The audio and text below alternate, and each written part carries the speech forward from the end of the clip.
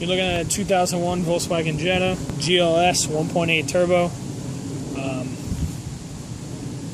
I'm going to do a walk around of the car. I'm going to tell you the good, the bad. I'm going to tell you what it's about. First things first, you might see the wheels. The wheels are 18-inch. They were silver and black, but they are now plastic black, all black flat. If you want to take it out to bring it back to silver and black, you can just peel it off. But I didn't like the way the wheels looked. I like it like this now. It gives it a more meaner, aggressive look and more custom. That black in the center of the car, that going all the way around the car, that's actually plasti dip too. It's flat black. If you want, you can peel it off. It'll bring it back to straight silver. The whole car will be silver, but this gives it a more custom look. We'll bring it to the front of the car. As you can see, the hood's got some damage. It's got some rust right there. It's got a few scratches and a dent.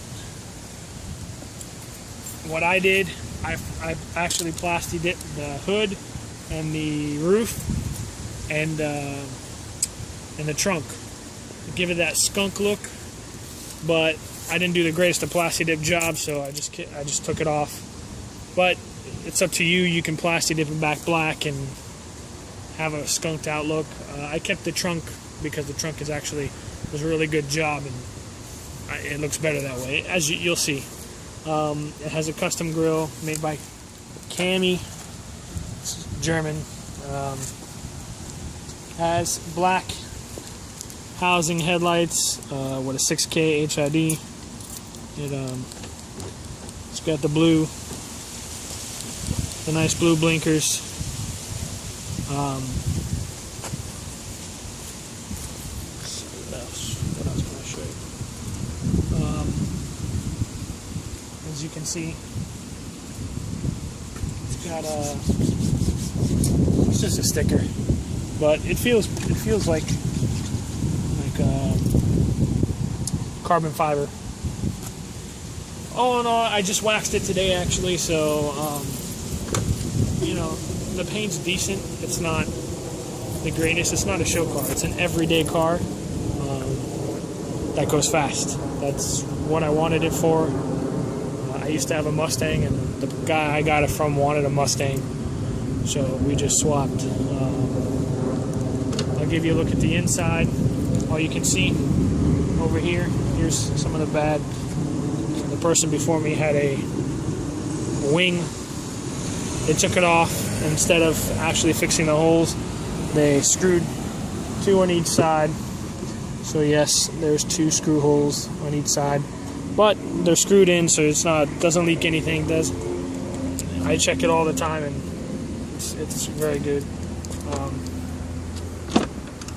As you can see, the interior, it's all there. Nothing's taken out, except for the fact that it's just very dirty. Again, the mechanic that I got it from, obviously he didn't wash his hands while trying to drive it, because it's got grease all over the seats. Nothing that seat covers can't fix or replace in the interior. The center, it used to have a armrest holder. The armrest holder is now gone, but that's easy to put back in. It does have a TV. TV works great. It plays movies while you're driving. It's not hooked up the way it normally should, but this is the way that I wanted it. So here's another thing that's kind of iffy. It's missing the thing that opens up, but this does open up. I can show people how to open it up. If you're looking at this car, it's not because you want the interior to look nice, it's because you want to go fast. And this car does go fast. I'll open up the hood.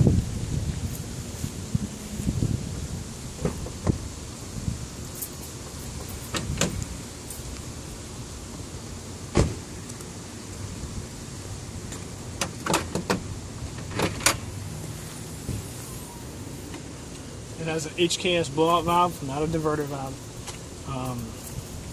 It has the Forge hard piping turbo inlet. It's still got the stock side mount intercooler. Doesn't have a front mount. That was the next thing I was going to do, but I get bored. As you can see, go in there, you'll see Audi. It runs off synthetic oil. There's no regular oil in this car. It also runs off 93. I've never put 87 or 89 in it. It's always been 93 to get the max out of it. Right now max is pushing 15 pounds of boost. Steady though, it probably pushes around 12 pounds. That's if you're flooring it, you'll get around 15 pounds. But when the wastegate opens up, it brings it back to about 12. Stock pressure for this is about 7. Don't ask me how I got that pressure, because technically I really don't know. He told me that he after when he put the motor in, he did a little bit of work to it. Not much though. I put the boost gauge in it, so just to see what I'm getting at, and it's definitely not stock. I'll go ahead and start it up for you. You can listen to it. The body of the car has 229,000 miles. The engine to the car, I'm not sure. When I bought it, when we traded about 4 months ago, he told me he had just replaced it.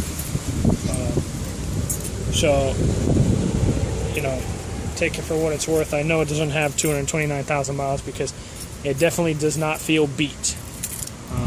You can tell just by looking at the timing belt. The timing belt's brand new. All the belts are brand new. You know, you can, you know, it's a good running car. It's never given me a problem.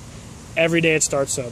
Every day I drive it, and every day it's definitely fun to drive. So let me go ahead and start it. If you're wondering about the plastics that go on top of it, I don't have any of that. It came how it is. He never gave them to me if he did have them. So I'll go ahead and start it up for you.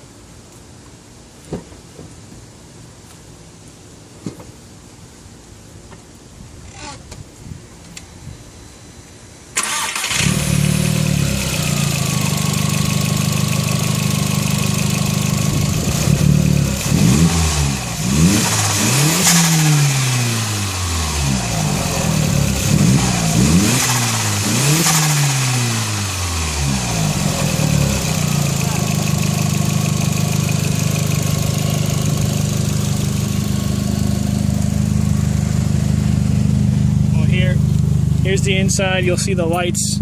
It's showing ABS, the traction control, and the service engine soon light. The reason why the service engine soon light is on because it has a blow-off valve and not a diverter valve. The diverter valve was taken out. The blow-off valve was put in. I did not take that out and put a blow-off valve in. The person before me did this. It runs, as you can see. Look at the RPMs. RPMs are perfect on it. Doesn't go up or down. It's right as it should be. The ABS and the traction control light, I can't figure it out. It's got to be on one of the wheels, but the ABS is working because it stops on a dime. The traction control, there's a button for it, but obviously it doesn't do anything. It might be just something with a fuse or whatnot. I'm not sure. I never really cared to look at it. The only other thing I could say, it has air conditioning. It blows, and as you can see, look at if I turn on the AC, you'll see the RPM gauge go up.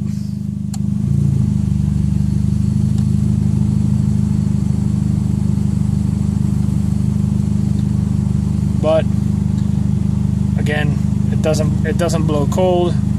I don't know why. Compressor comes on, clutch for the compressor comes on. I just don't understand why it's not blowing cold. As far as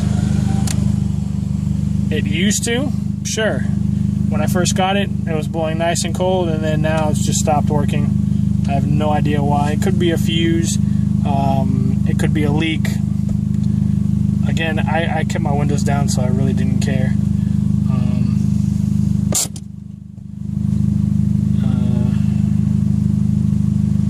That's about it.